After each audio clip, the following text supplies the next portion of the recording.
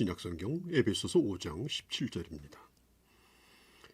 이 땅에서 하나님의 뜻과 무관하게 살아갈 사람은 아무도 없습니다. 왜냐하면 이 땅의 모든 것이 하나님의 주권 안에서 이루어지기 때문입니다. 예수를 믿지 않는 사람들도 하나님을 모르기 때문에 자신들의 모든 것도 하나님의 뜻 안에서 되어지고 있다는 사실에 대해서 모르고 있고 또한 관심도 없습니다. 다만 불신자들은 자신의 미래를 알고 싶어서 특히 정초가 되면 토정 비교일이라든지 점을 친다든지 그렇게 합니다. 한 해 동안 무슨 일이 일어날 것인가, 나쁜 일이 있으면 막아주고 또 좋은 길을 찾아보다는 그런 뜻이 있죠. 특히 미래를 알아본다고 하는 이 점을 치는 방법도 헤아릴 수 없이 많습니다. 불신자들이 추구하는 방법은 모두 인간의 방법이요 사람을 속이는 거짓말입니다. 예수를 믿는 하나님의 사람들은 하나님의 뜻을 어떻게 이해할 수 있을까요? 어떤 사람이 선교사로 나가기 위하여 어느 나라로 가야 될지 가르쳐달라고 기도했답니다. 그런데 어느 날 가다가 바나나 껍질에 미끄러져 넘어졌는데 일어나서 엉덩이를 보니 필리핀 지도가 그려졌더라는 겁니다. 그래서 하나님이 자신을 필리핀으로 보낸다고 믿고 나갔다는 그런 우스갯소리 있습니다. 어떤 사람은 길거리에 신호등으로 하나님, 만일 제가 하려고 하는 일이 하나님의 뜻이면 지금 저곳을 통과하기 전까지 신호등이 바뀌지 않게 해주십시오 라고 했다는 그런 얘기도 들립니다. 어떤 분은 성지순례를 가게 되었는데 꼭 가야만 하는가 생각을 하다 잠이 들었는데 다음날 아침에 일찍 일어나서 눈을 떠보니 시계가 7시 47분을 가리키고 있더랍니다. 성지순례를 가는 것이 하나님의 뜻임을 발견했다고 하는데 그 이유가 그가 타고 갈 비행기가 747 전보 여객기였기 때문이라는 얘기도 있습니다. 우리는 우리의 환경을 통해서 하나님의 뜻을 이해하는 것에 대해서 좀 더 깊이 이해를 하셔야 됩니다. 많은 그리스도인들이 환경의 변화를 주시해서 봄으로 하나님의 인도와 하나님의 뜻을 분별하는 지혜를 얻게 되죠. 바울도 기회의 문이 닫혔을 때 하나님께서 길을 막으시는 것으로 보고 또 문이 열린 곳에 하나님이 기회를 주시는 것으로 보고 그곳을 향해 나가기도 했습니다. 그러나 바울이 모든 어려움을 다 하나님이 막으시는 사인으로 보지는 않았습니다. 어떤 때는 사탄이 막는 것으로 보고 어떤 때는 하나님이 막으시는 것으로 분별했습니다. 그럼 우리가 겪는 모든 환경이 다 주님께로부터 온 것인가 하는 겁니다. 어떤 환경은 사탄으로부터 오는 것도 있지 않을까 하는 것입니다. 또 한 가지는 지금 겪고 있는 일이 스스로가 잘못하여 자처하는 환경은 아닌가 하는 겁니다. 어떤 것은 사탄으로부터 오고 어떤 것은 하나님으로부터 오는 것인가? 그 분별의 기준이 뭘까? 어떤 환경은 내가 스스로 선택할 수 없는 불가항력적인 환경이 있죠. 그렇게 할 수밖에 없도록 오직 하나의 문만 열어놓으시고 다른 문은 다 닫아버리시는 경우입니다. 내가 결정할 수 있는 자유를 허락하지 않고 선택의 여지가 없는 경우입니다. 우리가 겪고 있는 환경 중 우리 힘으로 할 수 없는 환경이 있습니다. 하나님이 우리에게 주신 자유, 의지를 전혀 발휘할 수 없는 그런 경우입니다. 예를 들면 20세 된 남자가 군 입영 영장이 나왔습니다.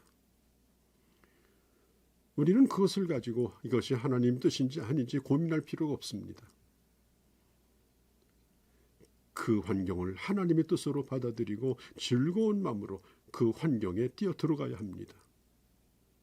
그리고 그 환경 속에서 하나님의 자녀로서 어떻게 하는 것이 최선인지 그 일만 남아있는 겁니다. 또 어떤 환경은 하나님이 내게 주신 자유의지를 충분히 활용해야 되는 그 환경을 택할 수도 있고 거부할 수도 있는 그런 환경도 있습니다. 어떻게 할 수 없는 환경을 만났을 때 가장 잘 대처하는 사람을 말하라고 하면 저는 욥과 요셉을 들고 싶습니다.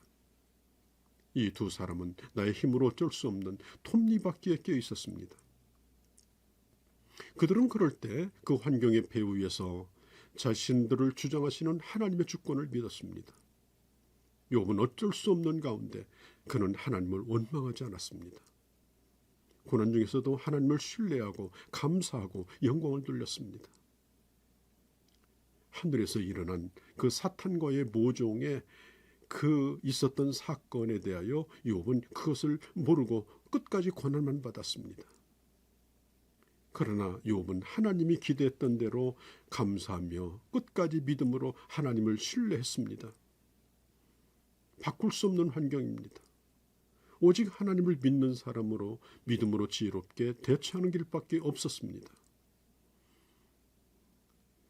최대한도로 하나님의 이름에 여기 돌아가지 않도록 그는 노력했고, 그리고 하나님을 원망하지 않으려고 이를 악물었습니다. 그리고 이런 모든 환경 가운데서도 나의 가는 길을 주께서 아신다라고 그는 하나님을 신뢰하였고, 이런 환경 속에서도 하나님의 뜻이 이루어지고 있음을 믿었습니다. 모든 걸 다 잃어버렸을 때 그는 이렇게 말합니다. 본래 어머니 뱃속에서 나올 때 나는 빈손으로 나왔습니다. 내가 가지고 있는 것이 있다면 다 하나님의 은혜입니다.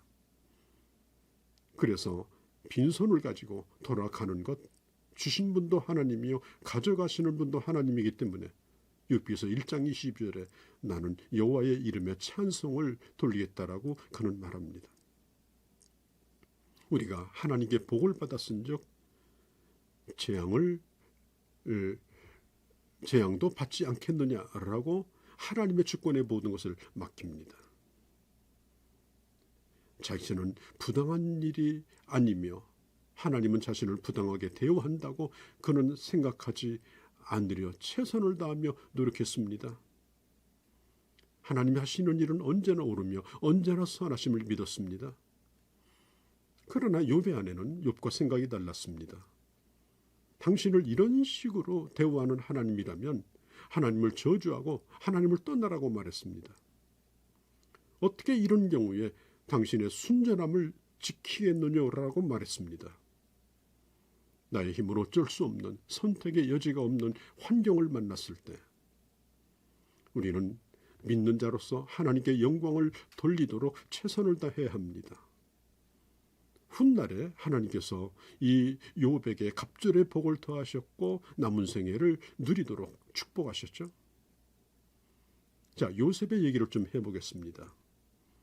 요셉은 형들에 의하여 강제로 애굽으로 끌려갔습니다. 형들이 자기를 판 것이 아니고 궁극적으로 하나님께서 허락하신 일이라고 요셉은 해석합니다. 그리고 그는 팔려간 보디발의 집에서 하나님을 믿는 사람으로서 진실을 다하여 충성을 다했습니다. 그런데 그의 충성이 오히려 억울하게 만들었습니다. 감옥에 갇혔습니다. 그런데 그는 감옥에서도 충성을 다했습니다. 그 결과로 그는 감옥에서 나올 수 있는 기회를 얻게 되었고 결국은 애굽의 총리가 되었습니다. 후일에 이스라엘에 큰 흉년이 들어서 그 가족들을 총리가 된 요셉이 만나게 됩니다. 형들이 두려워 떨며 말합니다. 우리를 살려달라고. 당신을 판 것을 후회한다고. 그때 요셉은 그의 형들에게 이렇게 말합니다. 이때를 위하여 당신들을 통하여 나를 애굽에 보냈다라고 이 모든 삶을 해석합니다. 우리에게 시간이나 물질이나 건강을 주셨다면 이것은 하나님의 은혜입니다. 주어진 환경이 우리의 잘못이 아닌 우리의 자유의지와 상관이 없는 환경이라면 하나님의 이름에 영광을 돌리며 충성하는 법을 배워야 합니다. 그리고 또 한 가지는 스스로 선택하는 환경입니다. 내가 선택해서 그 환경 가운데 들어가는 겁니다. 그것은 반드시 어떤 좋은 권세나 어떤 물질적인 혜택이나 평안함이 아닙니다. 예를 들면 모세는 바로의 공주의 아들이라고 하는 그 신분을 스스로가 버렸습니다. 그는 애굽의 모든 학문을 배웠고 그의 삶의 앞길이 탄탄대로로 보장되어 있던 그런 사람입니다. 그러나 그는 그의 민족의 아픔을 묵살하고 자신의 안일과 성공을 위하여 사는 길을 그는 더 이상 선택할 수가 없었습니다. 그는 왕궁에서 나와서 다시 노예 민족으로 돌아옵니다. 누가 강요한 것이 아니라 어쩔 수 없는 환경도 아니라 그는 스스로가 그 길을 떠나게 되어진 것입니다. 히브리서 11장 24절 26절에 보면 이 모세의 선택에 대하여 이렇게 말하죠. 그가 장성하여 바로의 공주의 아들이라 칭함을 거절하고 하나님의 백성과 함께 고난받기를 잠시 죄악의 낙을 누리는 것보다 더 좋아하고 그리고 애굽의 모든 보화와 재물보다 더 크게 여겼다. 이것은 장차 주실 하나님의 상급을 바라보았기 때문이라고 말합니다. 그가 공주의 아들로서 애굽의 영화를 누린다면 이 세상에서 끝나는 것입니다. 그러나 그가 하나님 앞에 설 때에 진정으로 어떤 것이 바른 선택인가 하는 것에 대하여 그는 깊이 고민하고 결국은 그 왕궁을 나오기로 한 것입니다. 이 모든 것은 모세가 하나님의 음성을 들은 것이 아닙니다. 누가 강요한 것도 아닙니다. 스스로 결정한 겁니다. 어떤 환상이나 이적을 통해서 주신 계시도 아닙니다. 그는 스스로가 생각하기를 잠시 누리는 영화보다는 장차 받을 하나님의 상급을 바라보았습니다. 모든 환경, 그 모든 환경이 전부 하나님으로부터 온다 이렇게 볼 수도 없습니다. 예를 들면 우리가 불치의 병에 걸렸는데 그 병에 걸릴 수밖에 없는 그런 습관, 그런 환경, 그런 반복되는 생활 때문에 그런 결과가 왔다면 그것은 다분히 내 책임일 수가 있습니다. 그러함에도 불구하고 우리는 그런 가운데서도 이제 하나님을 신뢰하며 하나님의 영광을 돌리는 삶이 무엇인가 다시 고민을 해야 되는 것입니다. 그래서 최선을 다해서 치료해야 되고 그리고 하나님 앞에 그의 손에 그 생명을 맡기는 것입니다. 오늘 내게 주어진 환경 속에서 하나님의 뜻을 이해하는 지혜가 우리에게 필요합니다. 하나님은 선하신 분이고 나를 향하여 좋은 뜻을 가지고 계십니다. 참된 지혜자가 되어서 주님의 뜻을 이해하고 복된 길로 걸어가는 주의 자녀들이 되어주시기를 바랍니다.